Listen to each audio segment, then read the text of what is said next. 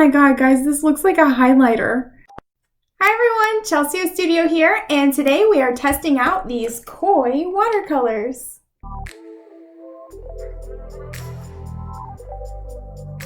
What's up everyone? Welcome back to the studio. I am so excited because today I get to test a new watercolor palette. These are the koi watercolors. It's actually by the brand Sakura, and it is a 12 color pocket field sketchbook type palette. Pocket field meaning that it is meant to be portable. So I'm gonna unbox these first and then we'll test them out. All right. So here are those watercolors. I got this set from Michael's just randomly, and the reason that it caught my attention was because I noticed that there are fluorescent colors. This entire palette is just fluorescents, and with the type of artwork that I do, the type of painting that I do, I tend to need some fluorescents. I'll put some examples of my paintings here, but it's really difficult to get some of those brighter fluorescent type colors, especially pinks, with just a normal watercolor set. So that's the reason that I picked this up. I tend to like Sakura brand stuff, so we'll see how these go. Right here it has the description of what they are, and then let's open it up. Right off the bat, they are a little bit smaller. The puck is a little bit smaller than like a normal watercolor puck. This is the Winsor and Newton, and you can tell that the size is quite a bit smaller, but it is meant to be a to-go, so I'm not entirely surprised that they're smaller, but if I do end up liking these, I'll want to probably get one that's not a pocket field sketch box, because I would want to actually have a good amount of these colors like I have of my Winsor and Newton. Going from left, in the left column down, we have silver, light gold, deep gold, and copper. In the center row, we have fluorescent yellow, fluorescent orange, fluorescent red, fluorescent rose. And then in the last column, we have fluorescent magenta, fluorescent violet, fluorescent blue, and fluorescent green. I am really excited to see what these colors look like. Let's go ahead and test them out. I'm not going to be testing this brush. I'm sorry if that hurts your feelings. I just don't like these brushes. So I'll set that aside. I also don't really use sponges. I would definitely take a rag with me if I was going somewhere. For testing today, I will be using this. This is a Strathmore 140 pound cold press paper. It's a scrap, so that's why it's a little dirty. It's been in my scrap pile. I want to activate first with my brush just to see how long it takes for the watercolor to separate, and then after I do that, I will spray them all with my water bottle and we'll get started. Wow, that's fast. Interesting. Okay, cool. Let's go ahead and give it a test. Oh my god. Oh my gosh, look at that. That's crazy. That is the most fluorescent watercolor that I have ever seen in my entire life. What?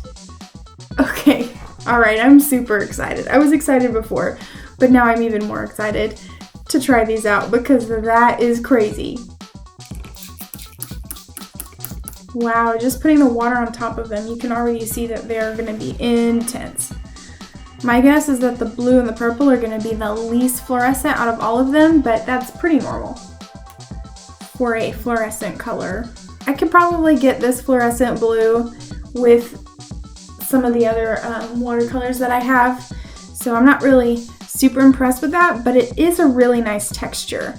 I'm curious though, a lot of times when you have fluorescent colors, you have some separation issues, and that is when you start to try and mix them with water to thin them out. They get kind of speckly. I don't really know how to, I guess, gritty. And so what I'm going to do is I'm going to take some of this blue, I'm going to add a lot of it to this water droplet over here, and I'm gonna see if it tries to separate. So we're just gonna let that simmer over there, I guess.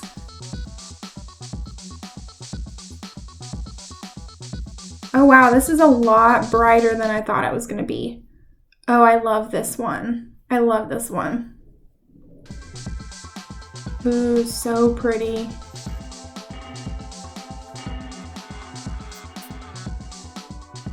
What? Oh my god, guys, this looks like a highlighter.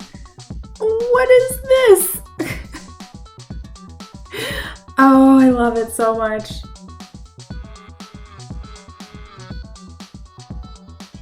Oh my gosh, this is great. Look how bright this is. These are literally like highlighters. That's what they look like. I'm really interested to see if they're this bright when they dry. Oh my gosh, this thing is like glow in the dark. What the heck is that? How do we even use that in a painting? Whoa, look at this. Oh man, these are crazy.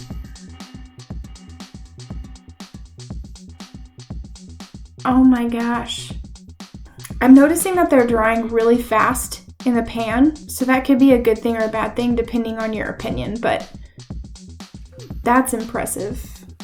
And it looks like the green up here is dry and it's just as bright, if not brighter, than it was whenever I put it down there. This one is nuts. This one is the one that I am just most astonished with. I am so excited for the visual effects that I'm going to be able to do with these. You guys have no idea. I need these colors. Okay, now we have a little bit of a moment of truth here because sometimes metallic watercolors can be really great and sometimes not so much. Although I will say, so far, these look pretty good. Wow, the copper is really nice. It's really, really nice. I wouldn't use it to like cover black paper or anything, but as for like a watercolor to add little details, like it's really good. You can tell that it's metallic. I'm interested to see what that looks like dry. Ooh, wah wah. This one is super thin, and I don't know if maybe it's just not activated deeply enough. There we go. Okay, so you definitely need more paint, more pigment, and less water whenever you're using these gold colors, which makes sense because the metallic dust and the pigment both have to be in there.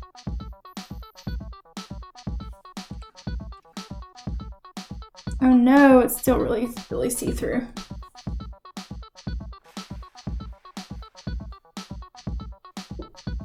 Okay, you're definitely gonna need a lot of layers if you choose to use these metallics, because yeah, that's a lot of layers.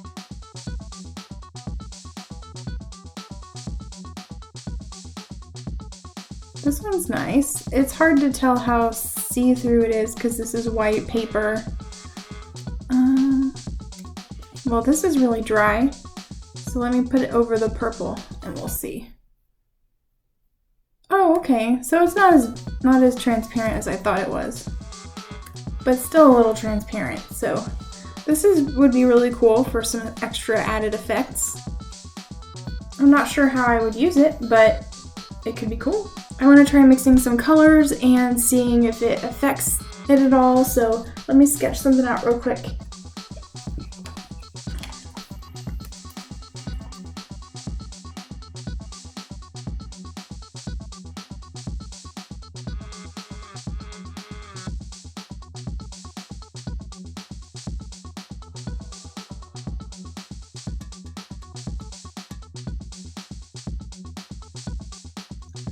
Okay, I'm gonna stop before I get carried away. I know it's not the best flower you've ever seen, but the point is I was having so much fun while I was painting this flower, but I didn't care how it looked. I am just amazed by these Sakura watercolors. They are fantastic. I was really thinking that whenever you tried to mix them with another set of watercolors that they would get really muddy, which is sometimes what happens with fluorescent watercolors, but not these. They actually enhanced the other watercolors that I was mixing them with. So whenever I mixed the fluorescent magenta with it made this gorgeous purple that I was able to use to darken in some of the areas of the flower petals. I was also afraid that they were going to muddy whenever they were mixed together, but whenever I mixed fluorescent blue with fluorescent green, I actually got a really nice fluorescent teal. So let's go ahead and just as a final test, mix the colors together and see what we get. I have swatched all the colors, so now let's talk about it. So this palette is just awesome. It is so much fun to work with. You can see that our little experiment about separation over here has started to work. It is separating, but most watercolors will separate this way. What you want to watch out for is when it separates and it is gritty. So it's like specks of separation rather than just one big block of separation. Whenever it's a block like this, you can tell that it's going to dry properly. So this is a good sign that it is drying how it's supposed to dry. You can also tell that some of the other areas have already dried correctly, so that's great, and these as well. And this one down here is especially cool because this was mixed with another set of watercolors and it didn't dry in specks. It dried in little puddles like it was supposed to. So that's great. That just shows that it's a really high quality watercolor. I think that I have animals, so if you've seen pet hair throughout this video, that's why. I have 5 animals. 3 cats and 2 dogs. But anyways, I'm impressed with so much about this palette. First of all, how insanely fluorescent the colors actually are. I was also really impressed with how well the metallics mixed with all of the colors. They almost look like makeup. Like really nice eyeshadows that are shimmery and sparkly, and I just cannot wait to use them in my actual paintings. These metallics are wonderful. And I didn't even mix it with any of my other watercolor palettes, so I am sure that I'm going to get some amazing colors out of this palette. I did notice that the blue seems to be the one that whenever it's mixed with the other colors fogs up. It's the only one, and you can see all of the ones that I mixed the blue with, and it just gets muddy until it gets to a color that it can mix well with. Basically the only one I liked it with was that neon green. I really can't say that I have any more complaints than that. I highly recommend this palette. I got this palette at Michael's for about $15 because I had a 50% off coupon. As of the time that this video comes out, it's listed on their website for $30. So if you want this koi palette, I highly recommend getting it from a store that can give you a coupon discount like that. So that you don't have to pay as much. If you guys have an idea of something you would like to see me paint with these, please let me know in the comments below. If you guys would like to see some more stuff from me, check out my Instagram at Chelsea Studio. And then if you want to see some more art from me, check out my website at chelseastudio.com. I have actually added a couple new tiers to my print club, so if you're interested in getting some art from me every single month and being a part of my favorite group of people online, go head over to my website and check that out. Otherwise, I hope you guys have a fantastic rest of your day, and I will see you next week. Bye!